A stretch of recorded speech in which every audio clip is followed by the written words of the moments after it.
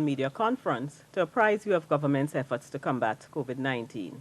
Today with me are the Minister of Health, the Honorable Terence Dial Singh, the Chief Medical Officer, Dr. Roshan Parasram, and Patian Williams, Chief Technical Coordinator, Disaster Preparedness at the Ministry of Health. The Minister of Health, the Honorable Terence Dial Singh, will provide an update on COVID-19 in Trinidad and Tobago. Thank you, Minister Cox. Good morning to ladies and gentlemen of the media. Good morning to all who are listening in, citizens of Trinidad and Tobago, wherever you are. Status update for Monday, the 4th of May, 2020 is as follows. We normally like to start off with the global scene. As of now, there are 3,590,555 cases around the world, 3.5 million, closing in on 3.6 million. Total number of deaths, just below 250,000, 249,014. Total number of recovered persons around the world, 1,165,871. So that's the global context. What is happening in Trinidad and Tobago? What are our statistics? The total number of tests done, 2,007. The total number of community tests, 423. Of those 423, all so far are negative. Total number of unique patient tests, 1,675. Total number of repeated tests, 332. So that, Minister Cox, is my short presentation for this morning. Over to you. Thank you very much. The Chief Medical Officer, Dr. Roshan Parasram, will provide us with a clinical update. Okay. Good morning, Honorable Ministers, members of the viewing and listening public. So as Minister would have given the total number of tests, the total number positive remains at 116 persons. There was no positive tests within the last 24 hours. Total number of discharges are now at 96. The total number of deaths remain at 8, with 7 in Trinidad, 1 in Tobago. The total number of hospitalized patients at COUVA are now at 3 persons. They are all stable, in stable condition. Within the SANGRE facility, actually last night we were able to decant the final last 3 persons were discharged home. So we have no one at the SANGRE facility. Within the home of football in COUVA, there are only 9 persons left. And within the NAPA facility, there are 12 healthcare workers in that facility. Just in addition to my normal clinical update, I just wanted to bring a few things to the fore before Ms. Williams gets involved in terms of what is happening with regards to disaster. Let us be mindful as we are going slowly into the rainy season in a month or so. We have to look at diseases that would have played an important role in Trinidad and Tobago and the region over many years, and bear in mind that although we have COVID-19 at the fore of our mind, that these diseases will again begin to see a resurgence. Diseases such as dengue fever and leptospirosis, to name a few. And after Ms. Williams goes into a little depth in terms of the rainy season preparedness, we can go into a little more detail. Thanks, Minister Cox. Thank you very much, Dr. Parasram. Patian Williams, Chief Technical Coordinator, Disaster Preparedness at the Ministry of Health, will speak on disaster preparedness from a public health perspective. Good morning to the ministers and the viewing and listening public. Thank you so very much for having me on this morning. So I'm going to go quickly through health emergencies and disasters, disaster management, and the COVID-19 pandemic in Trinidad and Tobago, upcoming hurricane season, COVID-19 and the hurricane season, potential challenges for managing the hurricane season in the context of COVID-19, resilience and capacity building for the rainy season. As with all disaster management processes, the health emergencies and disaster management process is very similar. It's a cyclical approach, so it deals with mitigation, preparedness, response, and recovery. But at the core of health emergencies is surveillance and early warning mechanisms. And these are critical to ensuring that we have an efficient response mechanism in place to manage any potential impact. Now, disaster management in the COVID-19 pandemic in Trinidad and Tobago is a hybrid of several existing strategies, disaster management plans, the National Response Framework, the Pandemic COVID Plan, the Interministerial COVID Task Force, and most recently, Post-COVID Recovery Task Force. All of these elements play a critical role. It's an all-hazards approach, it's an all-agency approach, and the aim is to ultimately build back better so that after we've recovered, after we've responded to a disaster, particularly if it's a hurricane or a tropical storm or other hydrometeorological event, that we're in a better position, we're in a more resilient position. Now, the upcoming hurricane season is estimated to bring with us 8 hurricanes, with at least 4 of a category 3 or higher. So our warm ocean temperatures or lower than normal atmospheric pressures is what is likely to bring this particular eventful season. So in that context, we have to be mindful about all of the things that we have to put in place. But what are some of the potential challenges for managing hurricanes in the context of COVID-19? So it's no lesser statement to note that we have limited availability. There is the potential for limited availability of response and relief personnel. If we do get a second or third wave that may take persons out of the working force, then they are not available to provide the care that is required for managing and responding to disasters. There's also the potential for difficulty in separating the elderly and immunocompromised persons from general populations, especially under sheltering considerations. We've had in the recent past the need to evacuate persons from their home and place them into shelters, and therefore we have to take into consideration that not everyone that can be mobilized into these shelters may need to be treated the same way. Availability of PPE and response resources in light of supply chain disruptions and finance availability. Economic challenges globally, supply chain challenges globally have impacted and can potentially impact on the availability of supplies coming into the country. And so therefore we have to be mindful of this as we head into the rainy season. And finally, all of our healthcare capacity. Our bed space capacity can be challenged if we look at some of our Caribbean counterparts when they had their impactful events of Hurricane Irma, of Hurricane Maria. They saw that their healthcare capacity was stretched, and therefore these are some considerations as we head into the rainy season that we need to be mindful of. So how do we manage COVID-19 in this upcoming hurricane rainy season? It is a collaborative approach with health and non-health stakeholders. It requires all government agencies, all private sector agencies, NGOs, CBOs, to be on the same speaking page so that we understand all of the various nuances that can be faced and we can work together to find amicable solutions. Capacity building. This is resource allocation, reallocation, strategic positioning of resources in critical areas.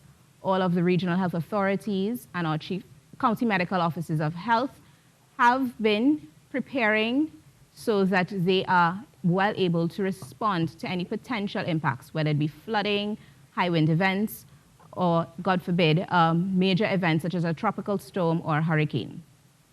Training and retraining. The Ministry of Health has engaged in a series of training over the past couple of years, including mass casualty management, etc., so that we ensure that all of our first responder agencies and relief agencies are able to manage appropriately.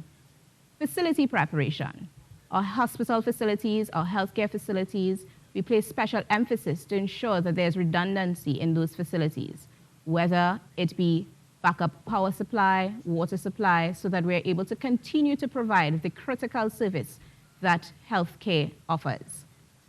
Evacuations and shelter management. This is going to be a particular challenge for us if we do not prepare, and we have begun a series of stakeholder engagements to ensure that our shelters will be well managed and organized in the context of COVID.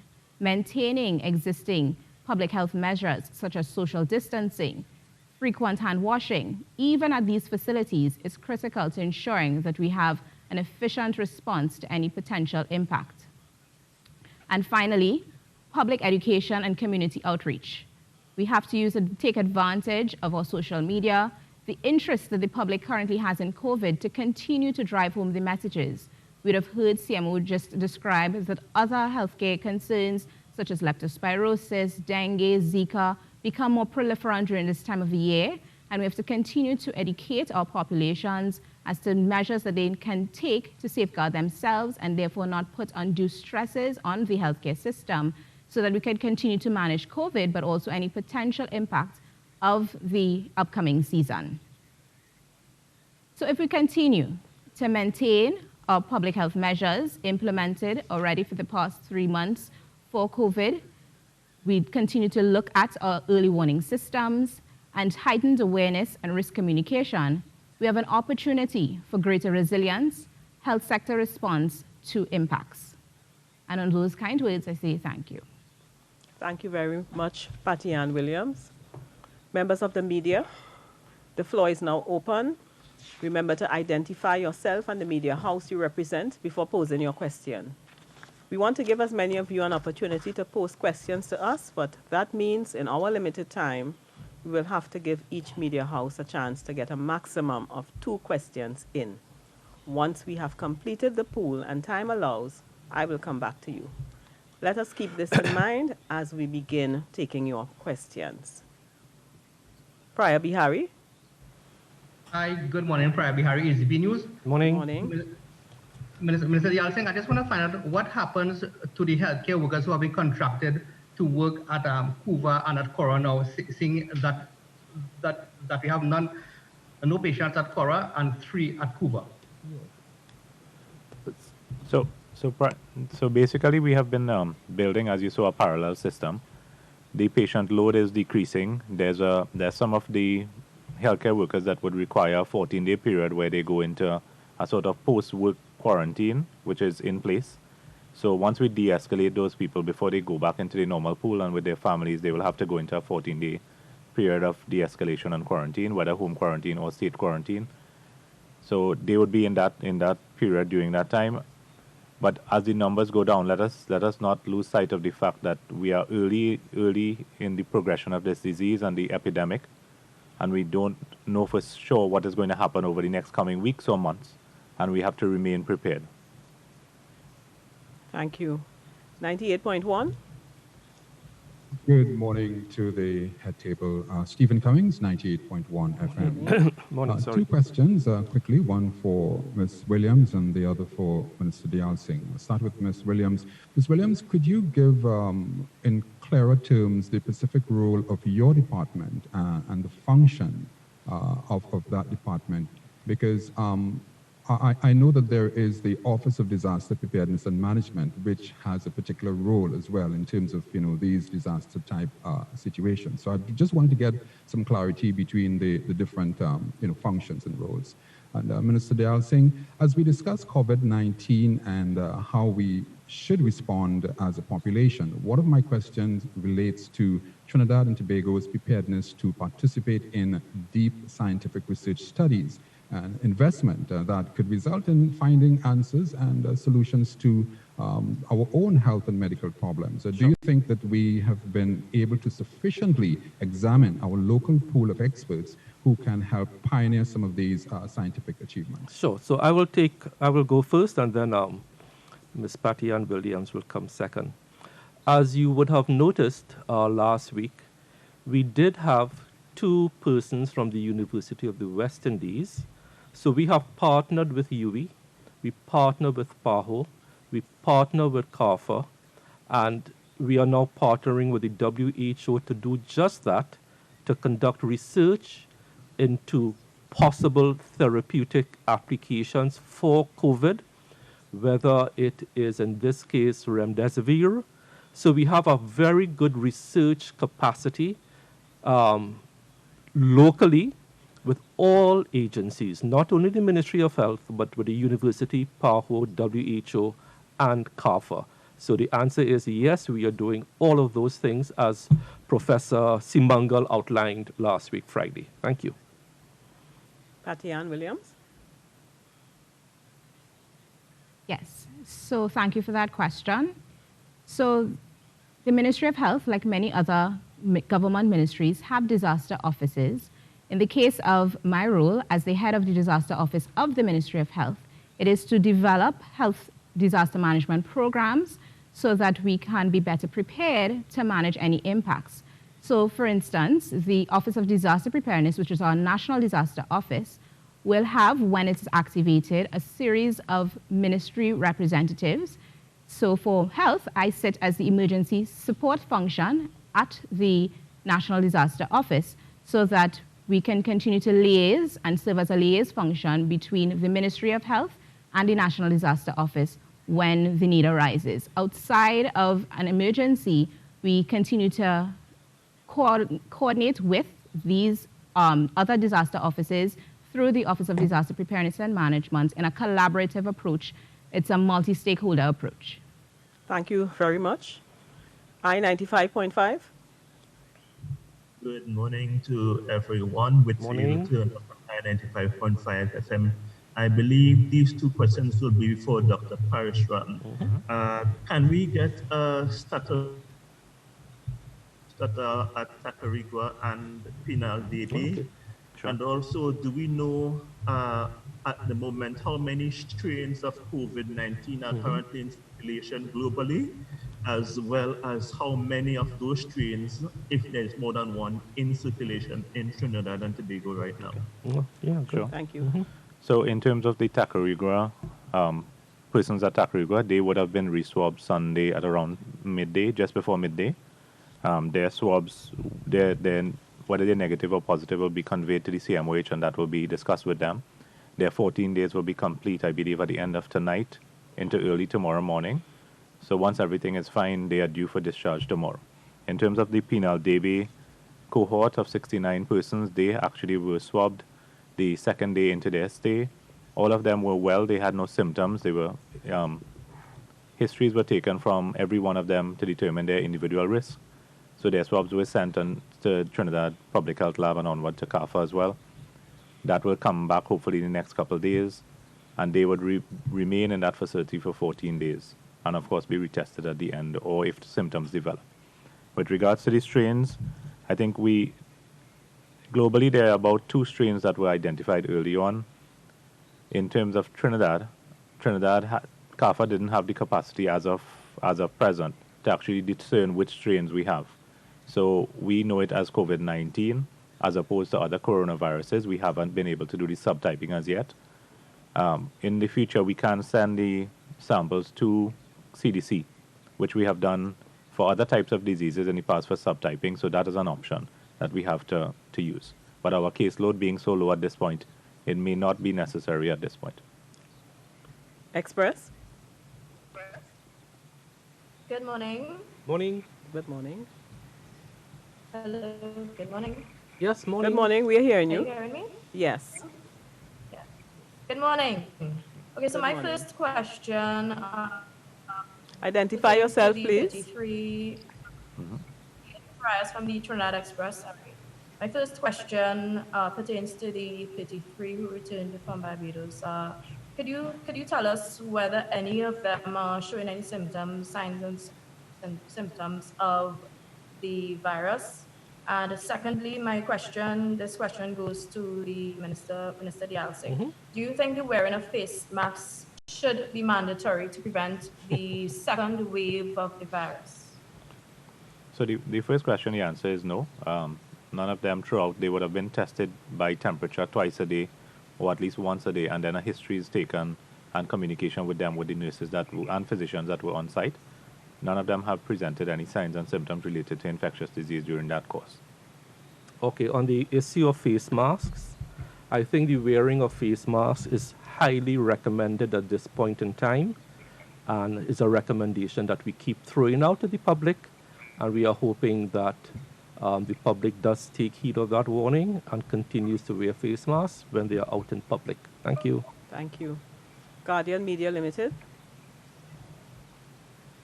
Hi, good morning. Good morning, Morning. Minister. I just have a question for Ms. Williams with regard to the preparation of shelters as you mentioned. Has that process already begun, and what type of preparation will be required with COVID in mind for these shelters? Ms. Williams?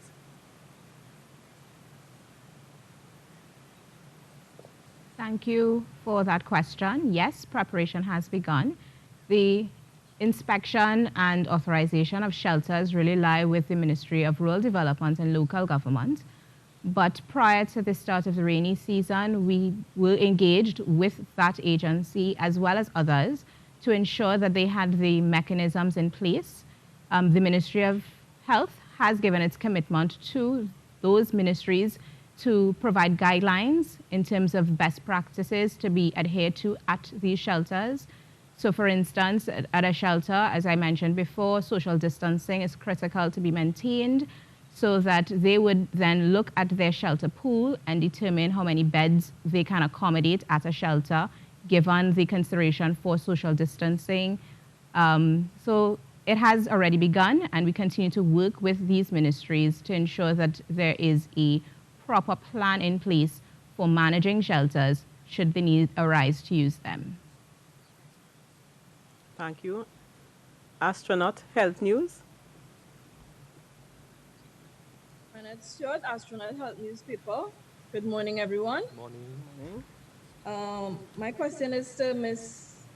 Patian Williams.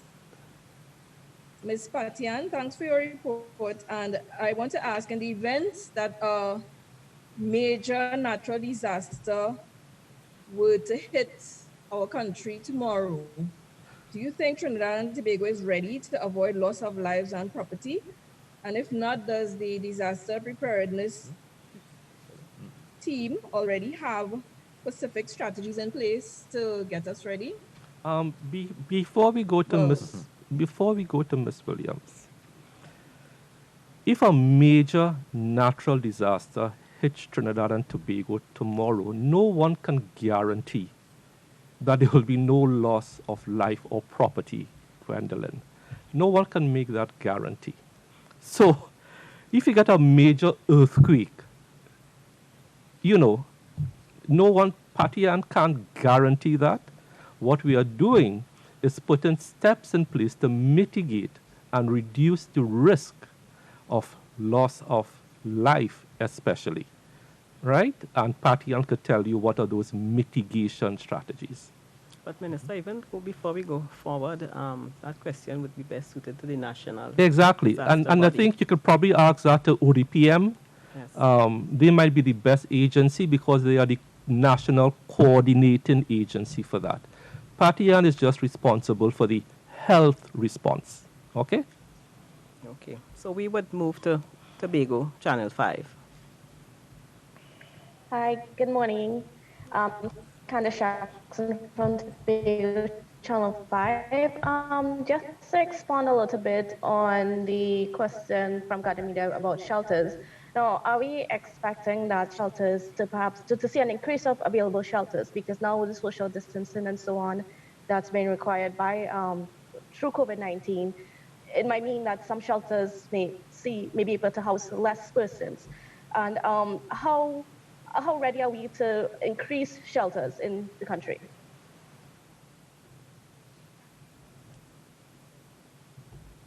So, okay, but it wasn't posed to anybody in particular. Go ahead. So I will take the question. Because we have set up the parallel healthcare system, many of the facilities that we are currently using as convalescence or step-down facilities, which are now becoming vacant at a pretty high rate. Lots of these facilities can be converted and have already been converted and can be used for shelters in the case of an emergency due to a natural event like an earthquake or a hurricane. So we have them in Debe, home of football, Tacarigua, SANGRE GRANDE, Balandra, and we are bringing on more. So the physical distancing that will be necessary would be applicable to these facilities. And I think now, Minister Cox, is a good time to start to change the term social distancing to physical distancing. Physical distancing. Because okay. social distancing is beginning to adopt a very negative term. It's physical distancing while maintaining your social contacts. Okay. We don't want society to crumble under this term social distancing. We can still be social people, but practice physical distancing. Thank you very much. Minister, if I could.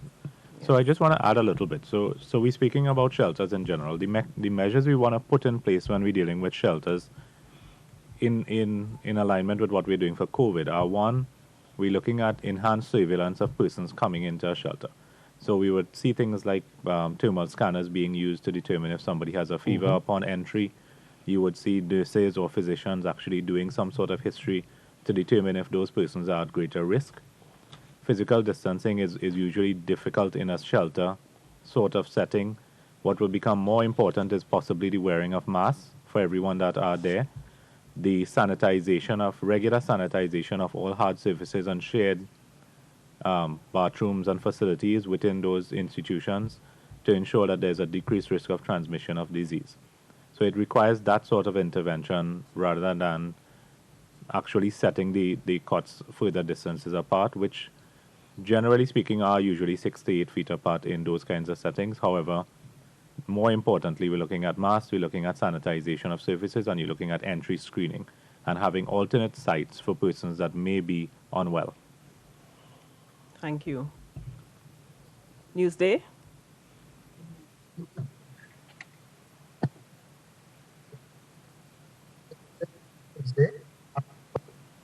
My first question, we had that recent incident of a young doctor reportedly committing suicide.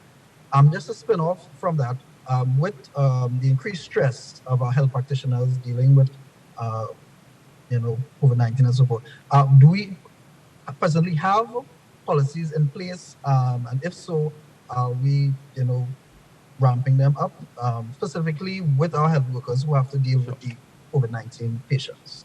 I'll ask my first one, and I'll ask my second one. So Dr. Hazel Othello, who was here twice on this forum, spoke specifically and squarely to that up to, I believe, the beginning of last week. In addition to that, the Ministry of Health has this employee assistance program, where any healthcare worker with any sort of problem, psychological, emotional, whatever, can take full advantage of. And yes, Dr. Hazel Othello, who is the National Director of Mental Health, has been ramping up that program for healthcare workers. Do you have another question? Well, that's the question. A question. With our stay-at-home policy, we had the recent visit of the Prime Minister to his second home in Tobago.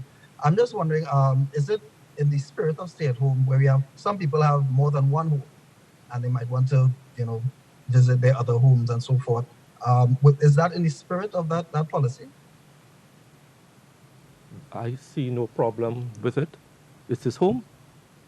Yeah, but the point is, we're not sure why he went, if it was for home or if it was for work. Remember, he's also an the Prime Minister essential. of Trinidad He's the Prime and Minister, Tobago. and he's also considered essential. Oh, So he would be free to move around as Prime Minister of Trinidad and Tobago. But the statement we got, it was a private visit. It wasn't. Thank you. Power 102?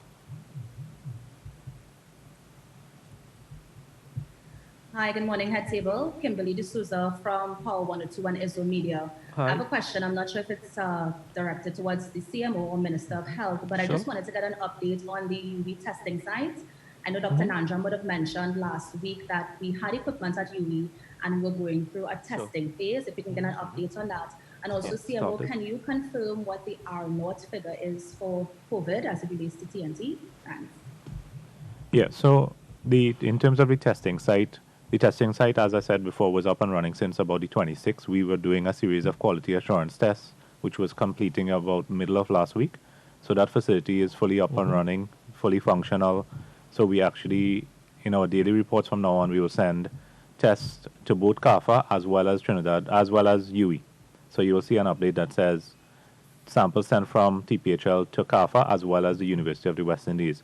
How we determine which samples are sent, it's a new site, so it requires to get, it still has some training wheels on to some extent, because anytime you have new testing in a country, we want to ensure that the reference lab validates some of your ongoing testing. So what we put in place is that any positives we get and 10% of the negative tests, we will actually send those back to CAFA to have them duplicated to ensure that there's quality there. So we have that in place. I don't want them to be overwhelmed. And in the first instance, so we are going slowly with the tests, and we're sharing it still between the Caribbean Public Health Agency and UWI. So that's how we're managing for this week, maybe coming into the end of this week, and then we will go full out into our full testing capacity at UWI. With regards to the R0, because we have not had any cases since the 26th, it suggests that the R0 is 1 or less for COVID in Trinidad and Tobago at this point, meaning that there's no spread occurring, and that's what we're hoping to see. By the end of the week, we'll have a better idea of what is happening, but we are keeping a very close eye on the last 2 cases to ensure that no clusters develop around those. We have sampled a lot of the cases around them. We have done primary, secondary, and tertiary contact tracing of all of those for the last 2 as well. So we're just keeping a very close eye on it to make sure there's no clusters developing around them. Okay, did we answer both? Yes. Okay, good. 91.9.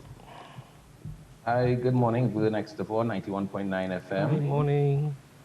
Just a quick question in terms of disaster preparedness in general. Could either of you give an idea of what is our maximum capacity in terms of being ready for any natural disaster that might be coupled with another medical disaster? How many beds are we prepared to have ready in the interest of that?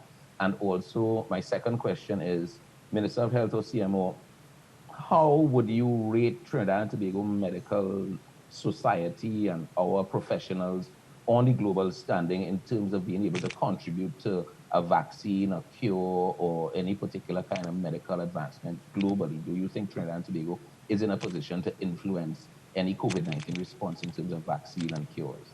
Okay, so I'll take your first question. In terms of beds, are you talking medical beds or beds to respond to a national disaster? We're talking about beds to respond to a national disaster. Okay, so that question is best posed to ODPM. I could only account for medical beds, natural disaster facilities, as Patian said, that is generated through Ministry of Rural Development, local government, and ODPM is responsible for that national response. Well, we can take the if I could get the medical, that would be fine. Right, so in the public healthcare system, we currently have about 3,200 beds. That is across the board. We have since added 922 additional beds for the parallel healthcare system for the COVID response. So in the space of 4 months, we have gone from about 3,002 to about 4,001. That is a massive increase in just 4 months. So the medical response is robust, but the national response, that is to be posed to ODPM. Thank you. Yes? So the second question relates to our ability to conduct research. I think the University of the West Indies would have established a Caribbean Research Institute under Professor Simeon about a year ago, roughly. The University of the West Indies, all 3 campuses would have been greatly involved in academic research. The ministry has participated along with CAFA in a number of research items over the last few years. So there is capacity, I think. In terms of the amount, we of course would not be able to have the level of capacity as larger countries do, but we have, in terms of research, participated and provided great insight for certain areas to the rest of the world as well. TV6. Hi, good morning. This is Roshan Singh here from TV6. So I have a question that's on debate right now among many circles. Seeing that we won't have a vaccine for probably another year, and the minister talking about physical distancing and all of this. What is the prospects of Carnival come 2021? I know it may be one of those fishy questions and stuff like that, but could some light be shared on what will be taking place seeing that we won't have a vaccine for another year and Carnival fall within that time? That bridge will be crossed when we come to it, and the Ministry of Health will provide the stakeholders with any information they require. Thank you very much. TTT. Good morning. Christoph Wilson, TTT Limited. Question for the Minister of Health. Last week, there were some members of the business community who were hoping for a phased resumption of business activity to take place from today. Of course, there's been no such announcement by the Prime Minister, but we're just wondering whether or not there have been any reports of businesses opening that should actually not be open today. And for the CMO, very quickly, you've been asking the population to embrace the new normal, regular washing of hands and proper hygiene practices. Of course, there are other people who've adopted measures who they change before they enter their homes. They sanitize goods when they purchase them before they bring them into the home. Would you say these are also practices that we need to upkeep to protect ourselves? Sure. So I'll take the first part of the question. Your first question was based on a report carried in one newspaper quoting Mr. Gabriel Faria. Mr. Gabriel Faria has since come out publicly and denounced that report, saying that he never, ever gave the government an ultimatum or suggested Monday, November 4th. He claims he was seriously misquoted. He reached out to me that same night to say, Minister, I was misquoted, and we at the Chamber support the government's position. So I want to put that on the public record, and any conversation about reopening, as we have said from this platform many times, the Honorable Prime Minister makes that decision. He has led us with a sure and steady hand so far, and I have the ultimate faith in my Prime Minister to lead this country going forward. Okay, so in terms of the second question, as it relates to the new normal, I think the reason we call it the new normal is because we hope that it becomes something that will stay for long beyond COVID. I think the benefits of it for a society where we would have seen H1N1 in the recent past and other infectious disease, gastroenteritis, even the common cold. Once we have these practices continued, you would tend to see a drop in any communicable disease of that nature that is spread from person to person, or from even a point source. So all the measures that we have said before, we hope that it continues in a post-COVID setting. So hand washing, sanitizing of surfaces, as you mentioned, persons changing their clothes as you're coming into your house. You have to be more cognizant. I think it brings us into a place that we're much more aware of what public health measures should have been in place even before. For instance, when we had H1N1 last year with a number of deaths, if these measures have been practiced widely throughout the world, you would have seen a decrease in H1N1. But it sometimes takes pandemics to bring to light what is required from society by way of public health measures. So we hope that it continues going long beyond COVID and becomes a norm in terms of cultural terms. If I could just embellish what the CMO is stating.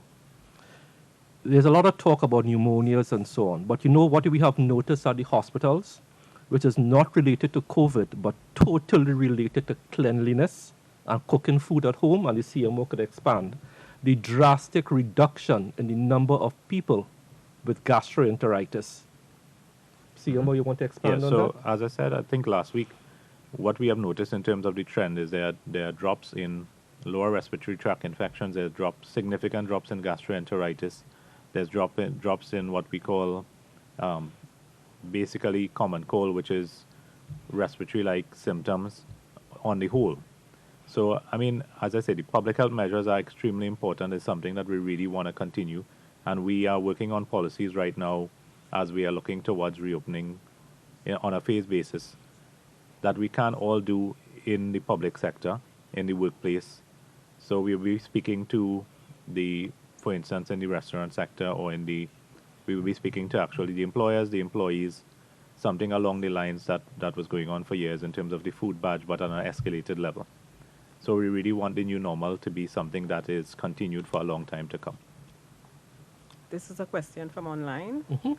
Please ask the Ministry of Health if they could advise the public about wearing face masks for children under 5. There are places asking persons to put a face mask on babies and children under 5. Can you advise accordingly? Yeah, she had. Dr. Paul. So Dr. Paul would have said on this platform that is not recommended at all for persons under children under 2. However, that gray area between 2 and 5 really requires some sort of parental decision making. Certain children are more mature in terms of the way they're able to manage the mask. So it really depends on how your child is able to manage the mask. If they can keep it on, they don't fidget with it, they're able to breathe well, they don't have any other respiratory conditions that preclude them from doing so, fine, they can use it. But the rule of thumb is less than 2, you shouldn't be wearing it. And of course, children that cannot tolerate it well, they shouldn't be wearing it less than 5 as well. Okay, thank you. We now ask 98.1. One question, please. Yes, thank you again. Question for the Minister of Health. Yes, sir. To engage you further, Minister. We have had, the history as a country of being very poor at maintenance, especially in response to state, owned equipment. What is the management process like for equipment source, specifically for COVID-19? Presumably, in the event that we may not, or we don't have, let's say, a second or third wave of virus in the country, in Trinidad and Tobago, what is the management process like for those very sensitive and I know very expensive pieces of equipment? Sure, thank you. Mr. Cummins, whether we'd like to admit it or not, you may wish to agree that in the past 2 to 3 years, the incidence of medical equipment at the public hospitals breaking down are now few and far between, whether you would like to admit it or not. That was driven by myself personally through the RHAs over a 6-month period to come up with a program of preventative maintenance. And we set a target that equipment in the public health sector, especially major medical equipment, and the CMO could bear me out, he was an integral part of those talks, should be up for at least 95%? That was the target we set. 95% of the time. We have managed to meet that target across the board, not only for COVID. It is not 100%. It will never be 100% because these are sensitive pieces of equipment. Something will go down from time to time, as it does all around the world. Sometimes we pretend that this only happens in Trinidad and Tobago, which is unfortunate. But it has our uptime has increased significantly. There will be times, because it's a piece of mechanical equipment, it will go down, but what we are noticing is that the time from going down to getting back up has been reduced significantly, and the incidences of major medical equipment going down, we are now happy that we are about 95%. That was the target we set, and so far we are more or less achieving that, whether it's for COVID or not. And it took us about 6 months a year, CMO meeting with the biomedical engineers, and they have done a fantastic job because we did a serious change management program with them. So that is the long and short of the answer. Thank you, Minister. Guardian Media Limited. Hi, there. Just let me 2 questions. One question, please. I just would like to ask about community testing. What has been the public response been so far? We have seen the numbers, but has the public gone out in a significant way to get tested in the community, or has it been somewhat slow? And also, I'm just with reference to what Dr. Parasram said about the last 2 cases and the contact tracing that was done, about how many people do you estimate are still under self-isolation orders at this time? Okay. So in terms of the community testing, yes, what we are doing, as we said before, is really testing within the community setting. Some emergency departments are being used as well. So we are waiting for persons to seek healthcare in the normal way. So they come into the health system with a cough and a cold or fever for any reason. we are trying to sample those persons. So generally, as I spoke before, the numbers of people attending the healthcare setting has dropped significantly over the last 2 weeks. So I would have said about a week ago, we noticed 67 persons coming out for what we call acute viral illness for the entire country in 1 week, which is really less than 10 per day, which is a very small amount. If you could look at 100 plus health centers, it means that within a health center, there may be no one for entire day that is coming out with an acute viral illness. So the numbers are very low in terms of the people attending those settings, and hence the reason we have used the emergency departments as well as the health centers from time to time to get additional sampling done. So it has been challenging to actually get those persons coming out to sample. As we said before, we won't be sampling persons that have no symptoms. So we really have to wait for someone to present with some degree of symptomatology before we can test those individuals. But I think, CMO, the point has to be made. I don't want to leave this hanging in the air. One of the reasons is because of how clean we are. You see these physical distancing methods. Every building have a wash sink outside. People washing their hands, not congregating. That is leading to a massive drop in people with viral illnesses, with gastroenteritis.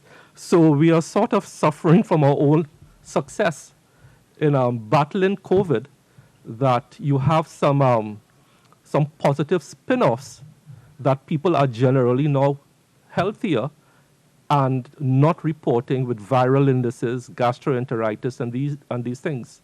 So good news there. And your second question, you just repeated. Hold on. At this time, it's only one question. Okay, all right. So that we can give other persons an opportunity to get a second round. We have time constraints, and I have been telling the members of the media that. So we want to ensure that your colleagues also get a chance to pose an additional question. So we now move to Power 102.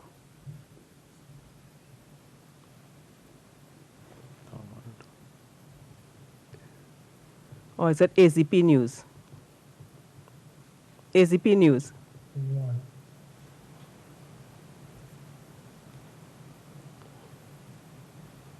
Prior? Hi, good day again. CMO, you said that you don't test anyone who don't present with symptoms. So, but in the same light, why are we testing the returning nationals who may not have any symptoms? Would this be a waste of resources then? Well, if you remember, so as I said before, with the returning nationals, we're dealing with a different group of people. So what we want to make sure is that we have a baseline. As you would have seen when we tested the Balandro group, a number of people would have been negative in the first instance, and some people would have been positive. It depends on your level of exposure, but it sets a baseline for us. So for instance, someone would have come from another country recently. Symptoms are a very subjective thing. So somebody may have mild symptoms. And what we have learned with COVID is that basically something like lack of taste and lack of smell is now a new symptom of COVID in the early days. So you may have someone that would have had mild symptoms 1 week ago, come into the country, not even notice that you would have had a day of headache, you would have had a day of sore throat, something like that. In those persons, you would definitely get a positive response about a week or so after when you do a PCR test. So those are the people we're trying to pick up. So if we have anybody in that sort of group, we will pick it up when we do a baseline screen. So it's not a waste of resources. It gives us a very good baseline when we're dealing with groups that have higher levels of exposure than expected. People coming from cruise ships, people coming through airports, those kinds of things. A very good baseline to start to make sure we have no positive persons, outright positive persons in that group. And it gives us an added sense of assurance when they're mixing and mingling, although all measures are being put in place to ensure we practice distancing as well as sanitization, wearing masks, etc. in the facilities.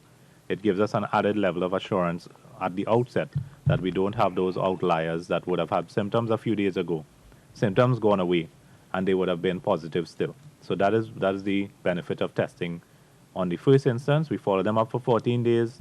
If anybody develops symptoms, we test again. If they don't develop symptoms, we do an exit test to ensure that they're completely negative. Astronaut Health. Yes, good morning again. Gwyneth Stewart, Astronaut Health Newspaper. Have we decided as yet on any strategies for treating with visitors or nationals or anyone coming in when our borders reopen? Are we going to be quarantining across the board at least for a year or so when our borders reopen?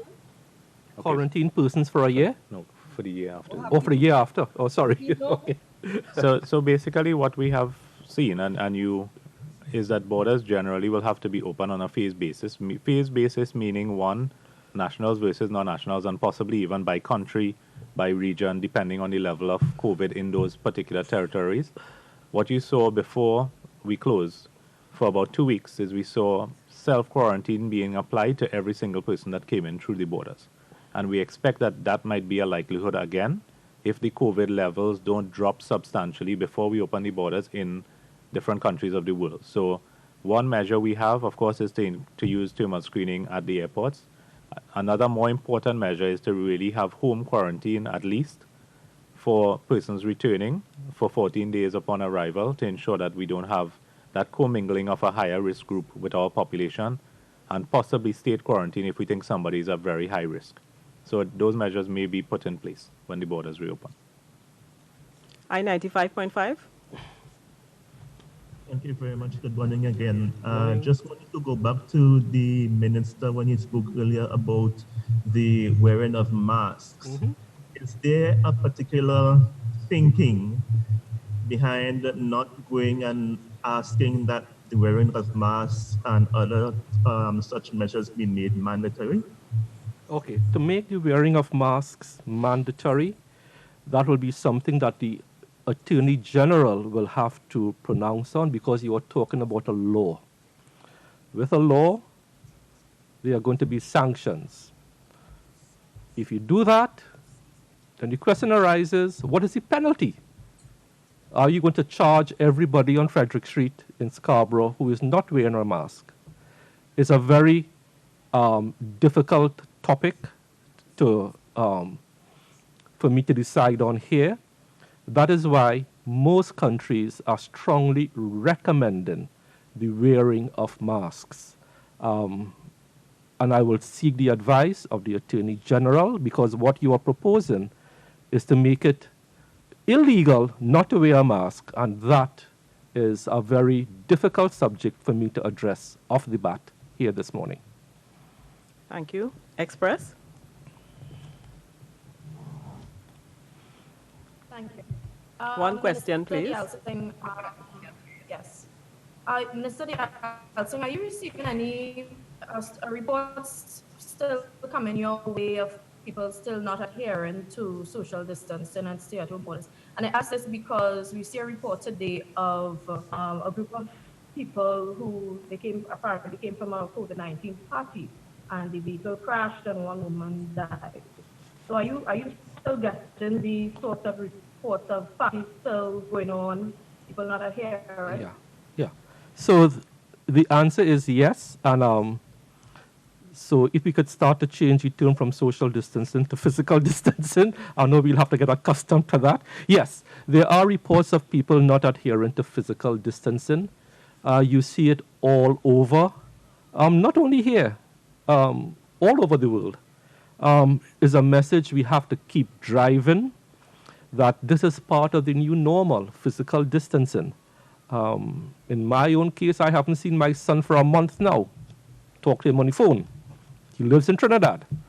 But it is going to take a real paradigm shift to adapt to this new normal, because as we said on this platform, we have to adapt to the virus. The virus isn't going to adapt to us.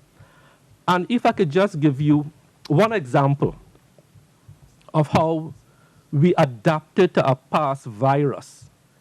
It may seem a trite example, but I will give it anyway. When HIV first came out, before HIV, if you looked at any old boxing match when Muhammad Ali was young, you would see the cut man in those days using his bare finger and pressing a cut with blood on a boxer. You would see the referee in those old boxing matches with no gloves, reaching into a boxer's mouth to pull out the mouth guard. That was the days before HIV, because I've been spending a lot of time looking at the old boxing matches.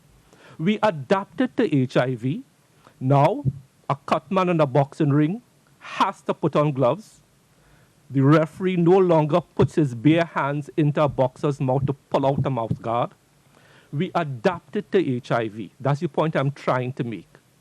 We, as a world community, we are going to have to adapt to coronavirus. Even when we get a vaccine, as we see with H1N1, there is still vaccine hesitancy. Even though we make vaccines available globally, there are people who still buy into these conspiracy theories about vaccines. So physical distancing and the new normal, we have to adapt to coronavirus the same way we adapted to HIV. So I hope that little example from the boxing world prior to 1980s tells you that we have to adapt. Thank you very much. Okay, thank you very much, Mr. Dial Singh. While you're at it, could you give us your closing statement, please? Sure. Thank you very much.